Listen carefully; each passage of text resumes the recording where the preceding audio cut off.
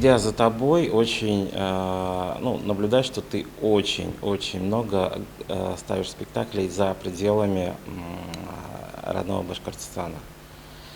Вот, насколько сложно тебе сохранять свою собственную идентичность и передавать ее, ну, может быть, не передавать, а ее сохранять, работая в совершенно других театрах. Насколько я помню, как ты говорил, тут ты работаешь от Улан-Удэ, если дальше с востока и заканчивая там, я не знаю, каким-то Псковским театром, Архангельским театром на северо-западе. Мгм. Но вот по поводу идентичности, конечно, это такой очень не вопрос даже, а мысль, которая зародилась, наверное, после просмотра спектаклей других режиссеров, где какой-то почерк режиссерский, или это почерки какой-то стиль, или это уже какой-то набор, ну, не штампов, но все равно каких-то определенных приемов, которые мы видели и там, и тут как бы. И здесь я бы не сказал, что вот именно в своих работах я, наверное, есть какой-то этот, может быть, выборы материала или к какому-то тему, когда ты пытаешься вычленить. А вот именно внешне, сейчас здесь как бы больше, наверное, говорится про какую-то внешнюю именно форму, я думаю, что, не знаю, у меня пока нет ощущения, что я какую-то свою идентичность нашел, чтобы она у меня была. Потому что я, наоборот, как мне кажется, я стараюсь пробовать, может быть, в какой-то мере для того, чтобы понять, что мне ближе, что, допустим, в той или иной степени будет интереснее актерам, найти какую-то форму, которая, материал, который может быть на данный момент более точнее. Вот, поэтому этот момент, он как-то вот всегда очень, ну так, получается, мне кажется, по-разному, и вот этот момент идентичности, теряю или его нет, я думаю, что пока, может быть, не то, что не теряю, потому что я его пока, как мне кажется, до конца еще не нашел. Да, в поисках этой идентичности, но то, что вот, ну, момент какого-то внутреннего поиска и желания, наверное, найти, он, мне кажется, есть. Все равно есть, как бы, потому что все равно, ставя спектакль, ты пытаешься какие-то моменты для себя определить в форме, в отношении к материалу, в работе с актерами. Вот, наверное, вот это более главное, это когда момент разбора все-таки я как ну, первое образование актерское, я понимаю, что для актера, потому что на своей шкуре это понял, что нужно разбирать с актером роль, мне кажется, вот этот момент для меня является основным таким критерием, который, ну, как бы в какой-то, как по форме может быть по-разному, но вот именно по работе с актером я пытаюсь для себя все-таки выстроить эту работу именно в том плане, что мне очень нужно самому понимать внутренний рисунок актера в работе и донести это актеру, вместе с ним найти и пройти этот путь. Спасибо. Ну, в продолжении этой темы, вот если мы говорим об идентичности, то, ну, я подразумевал некую, наверное, больше форму, ну, как почерк. А теперь я бы хотел тебя спросить о содержании. Вот ты как режиссер, если та тема, которая тебя очень трогает, и ты которую хочешь высказать в той или иной форме в театрах, в которых ты ставишь и все время гастролируешь по театрам, если то, что тебя волнует, что ты хочешь сказать о этом? Ну да, это есть, это такая тема, наверное, как, может быть, даже на поверхности лежит, потому что много про это говорят, везде это говорят. Это, конечно, утеря, тема такая внутренняя, которая меня, допустим, и я по поводу этого высказывался допустим, спектакле уже в своем, не во всех это получается, потому что другие темы, но это идентичность, национальная идентичность, это потеря языка, потеря какой-то вот этого внутреннего, что ли, отношения к внутреннего отношения к каким-то, наверное, можно сказать, национальным вопросам, потому что это так или иначе все равно, будучи все-таки режиссером национального театра и работающего в большей степени именно с национальными театрами и с национальными текстами, конечно, это какая-то тема очень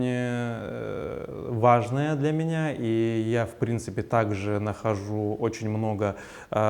людей, которые в других национальных республиках, которые также по отношению к своему народу, к своему языку, такие же, можно сказать, солидарные какие-то высказывания, либо позиции говорят, и как-то это обсуждаем, и поэтому я думаю, эта тема, она еще как-то появится, надеюсь, в каком-то из спектаклей. Вот, поэтому это такая одна общая как бы тема, которая она не отпускает, другие это все-таки как учили, все равно я пытаюсь все равно постараться раскрыть, пусть в какой-то новой форме или что-то укрепить, но все-таки то, что сказал автор. То есть это как бы немного другая уже история, а вот если так глобально, то, что волнует, не отпускает, то это, да, вот это именно идентичность национальная в данном контексте времени. А у тебя получалось ставить скажем, авторов национальных меньшинств в русскоязычных театрах, ну или в идеальном случае какого-нибудь башкирского автора в русском театре? Был такой опыт? Ну, был, но он такой, как сказать, это был, можно сказать, не до конца тот случай, о котором ты спрашиваешь, потому что был просто, я ставил в казахском русском театре по повести Айгиза Баймухаметова «Навстречу мечте», но это был перенос, да. Но все равно это все-таки Казахстан, пусть и даже русский театр, но он, по мне, вот где-то прям на стыке, и не сказать, что это прям так русский театр, как бы, вот, хотя мы играли на русском языке, вот, а так, наверное, такого не было, еще не случалось, и ну, ты бы хотел? Я бы хотел, но потому что это на самом деле, но это сам материал должен быть очень интересен и той, и этой стороне, потому что на самом деле мы все равно всегда как-то в национальный театр пытаемся, как бы это наша все равно так или иначе обязанность вставить национальную драматургию, какая бы она ни была, все равно, как бы тут, надо сказать честно, она обычно очень низкого качества, мы ее дорабатываем, дописываем всегда, тут уже все про это знают и неоднократно говорили, и пытаемся как бы принести иногда такую отдушину, найти как бы и поработать с какими-то классическими авторами русская классика, зарубежная классика. И, конечно, тут русские театры, конечно, они в этом смысле более открыты, нежели когда ты приходишь с каким-то национальным материалом в русский театр. Потому что я, допустим, мало знаю примеров когда, допустим, вот знаю, что Мустая Карима в свое время ставили и в русских театрах, и на Украине даже говорят, что самая лучшая ночь лунного затмения где-то там случилась. А Флорида Булякова, допустим, ставили тоже в русских театрах, потому что как-то совпало, что там не только национальные, но и какая-то общечеловеческие какие-то вопросы затрагивались. Вот. А так вот на данный момент, ну, наверное, только, ну, опять-таки, я не настолько, может быть, осведомлен, но то, что вот «Зулейха открывает глаза» ставится как бы в русских театрах, тоже как бы не так, может быть, много, но все-таки я видел, что и в Екатеринбурге идет, и еще где-то ставилось это. Вот, ну, вот. Хотя там тоже вопросы, как бы, насколько она национальная, потому что она, как бы, в принципе, я так понимаю, первоисточник все равно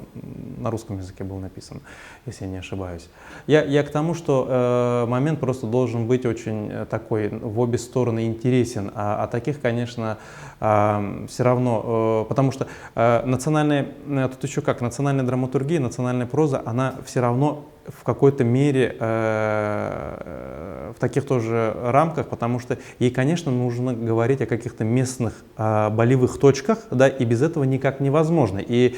одно дело, ты либо просто есть возможность эту какую-то местную проблему дорастить до уровня каких-то общеглобальных проблем, но это, конечно, очень редко удается, и момент злободневности, допустим, даже какой-то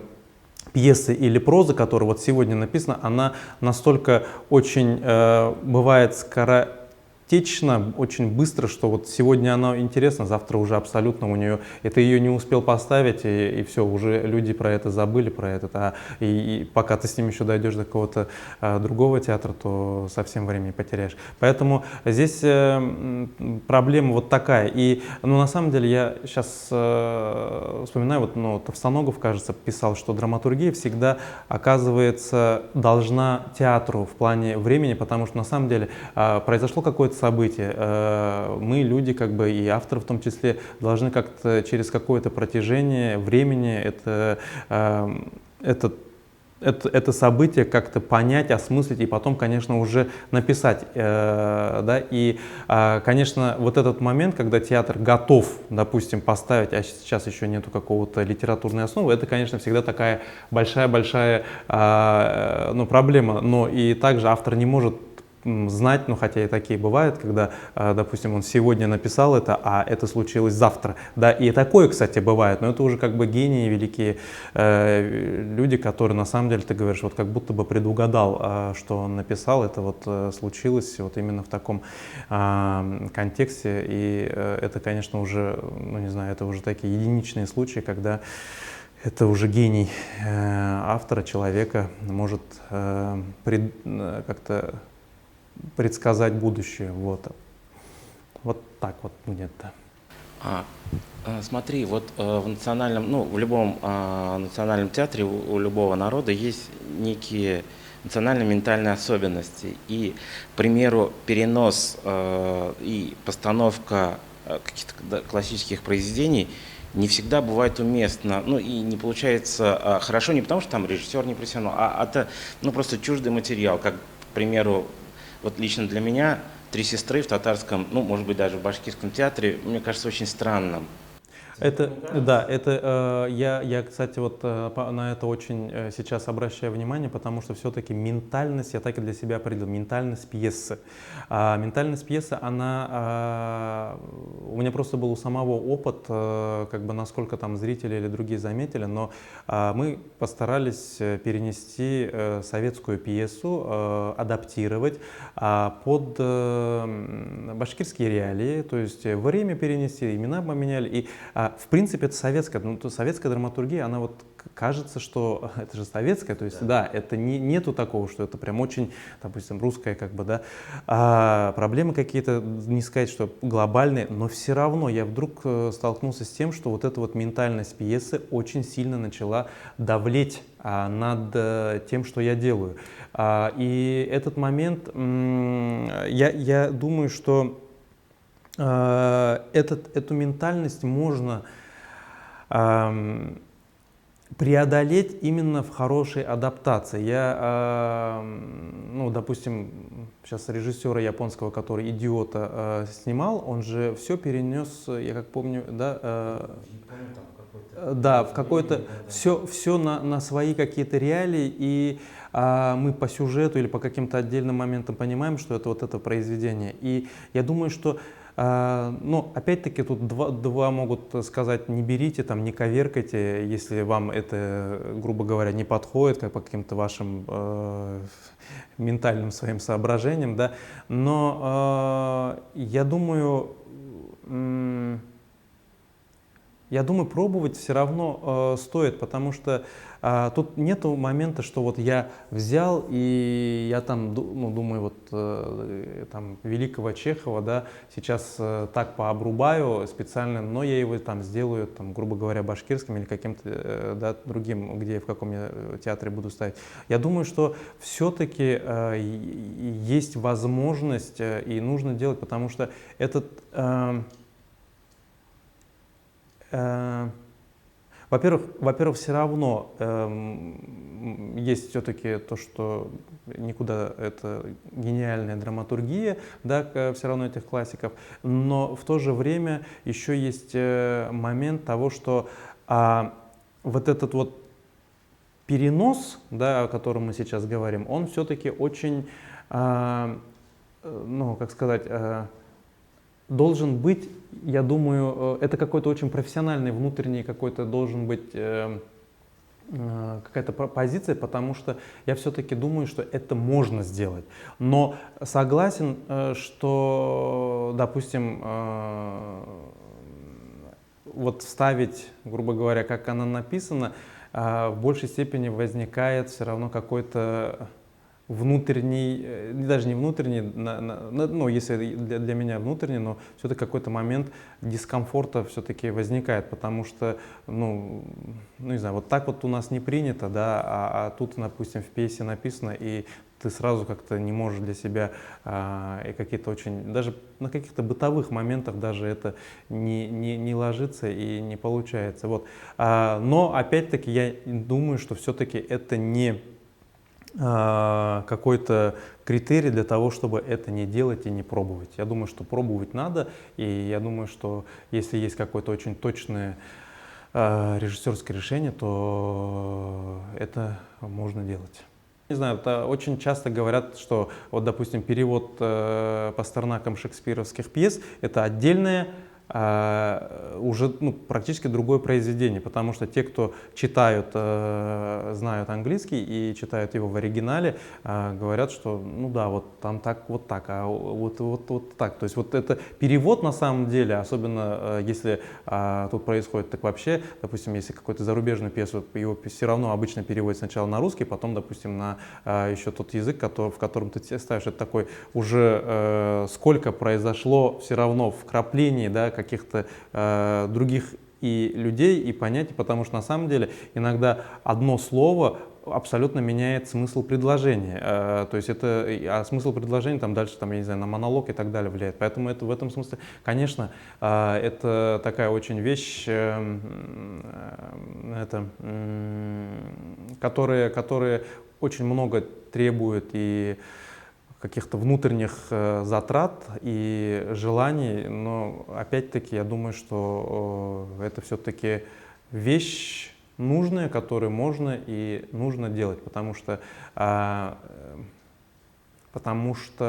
зритель все равно и люди, которые в театре занимаются, они, ну, как-то, мне кажется, они должны все равно пробовать. Мы не можем как-то закрыться, потому что это тоже неправильно. Свою какую-то драматургию, которую нам все равно говорят, кроме, ну я даже и сам понимаю, кто нашу, как ты на первый вопрос задал, как бы хотел бы ты поставить какое-то свое в русском театре, тут то же самое, как бы, либо это такое его качество, когда любой говорит, да, все мы берем, а в другом, если оно не очень хорошего качества, кто будет это переделывать и доделывать, если не мы, которые в Национальном театре работают, да, мы в какой-то мере становимся обязаны. Как считаешь, можно ли актуализировать национальный театр вот на примере вот башкирских театральных площадок и ну, что для этого нужно и почему этого не происходит со многими национальными театрами? Я думаю, все равно попытки эти есть, они делаются, и я думаю, что все равно даже ребята, вот я, да, вот даже на фестивалях, к которым мы приезжаем, пусть это будет пока не такие успехи, о которых хотелось бы, но я думаю, что именно национальные тексты, именно их какая-то переработка все-таки будут и именно в таком ну, профессионально хорошем качестве все равно как-то выйдут на, ну, будем сказать, хотя бы на российский театральный уровень. Потому что, ну, как бы даже смотря и фестивали, как бы основная там «Золотая маска», все равно появляются тексты именно национальных как бы авторов, которые уже пусть переработанные, допустим, современным драматургом, как бы современными какими-то режиссерскими решениями, они все равно доходят до этого фестиваля и на самом деле к ним проявляют интерес. Другой вопрос, насколько все-таки они будут востребованы в русских театрах, потому что, допустим, я смотрю и я думаю, да, интересно, но думаю, вот поставить у себя вот какие-то вот эти моменты, насколько это будет актуально для, допустим, уже моего региона. Это, конечно, опять-таки вопрос сложный, но ребята, которые все-таки делают современный театр и делают это в национальных республиках, я думаю, что это будет, ну, по мне кажется, вот будет какой-то даже, ну, как тренд, что ли. Оно уже говорит о том, что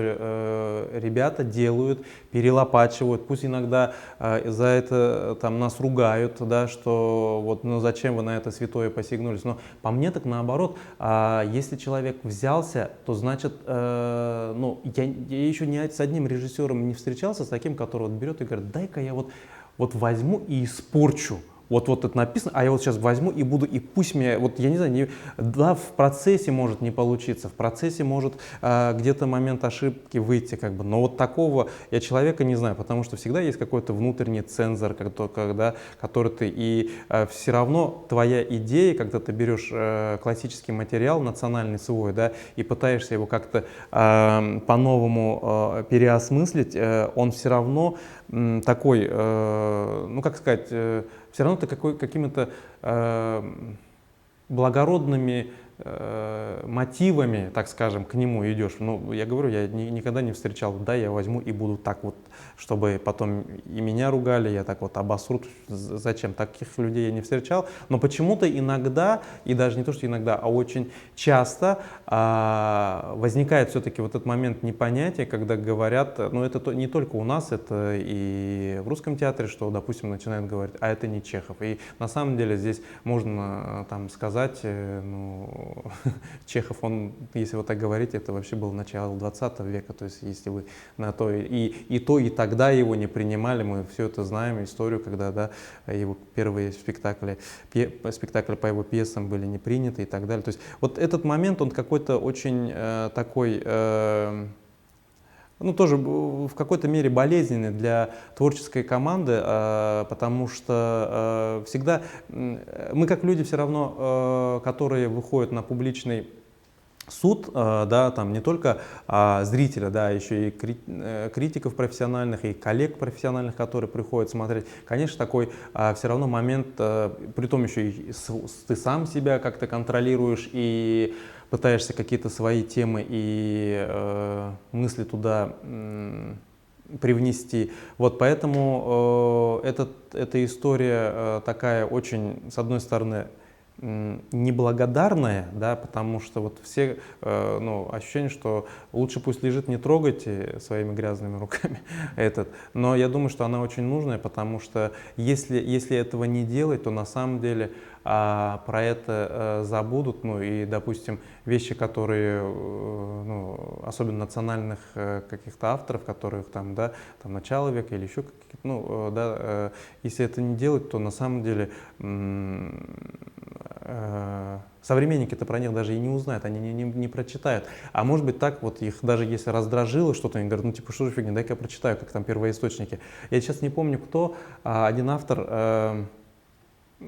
сказал в свое время, что театр — это для ленивых читателей. То есть там тебе все расскажут, покажут, ты за 2 часа роман не хочешь сам читать, а вот тебе все покажут, как бы, да. Пусть даже будет в таком, как бы, контексте, но, наверное, все равно эти классические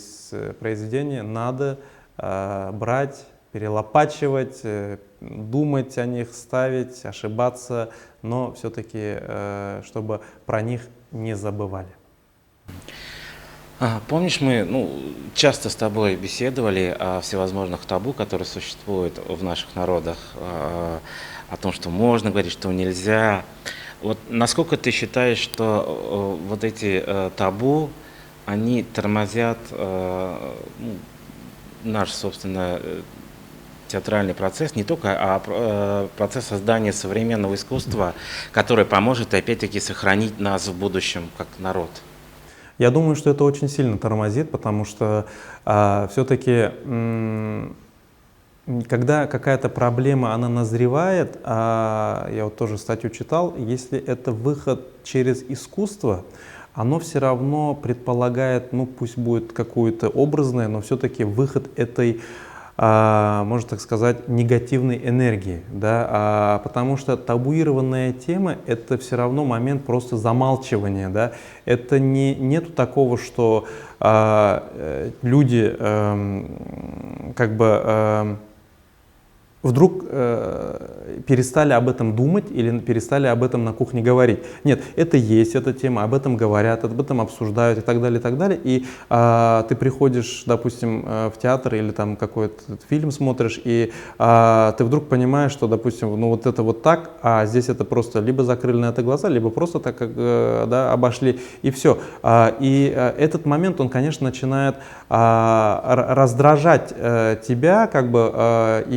и вот это отсутствие вот этого выхода, да, этой энергии, который, потому что она потом, мне кажется, может вылезти, наоборот, в какую-то, ну, неправильную, не там, где нужно, так скажем, или в какой-то очень страшной форме, потому что, ну, как бы, если просто на историю посмотреть, все вот эти вот табуированные темы, да,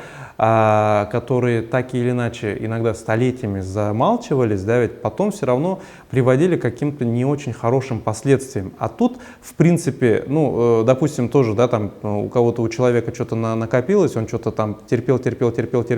дотерпелся, что, я не знаю, либо сам застрелился, либо кого-то застрелил, да, а поэтому же даже психологи все говорят, что вы выговариваетесь, да, ведь вы не держите это в себе и так далее. То есть даже в этом смысле есть это. А табуированный, это вот, я думаю, именно в этом и есть. Ты закрываешь эту плотину, закрываешь, и ты никуда, в какой-то момент у тебя просто не хватит возможностей, потому что там уже настолько накопилось, что эту плотину прорвет и все затопит. Что с этим делать будем?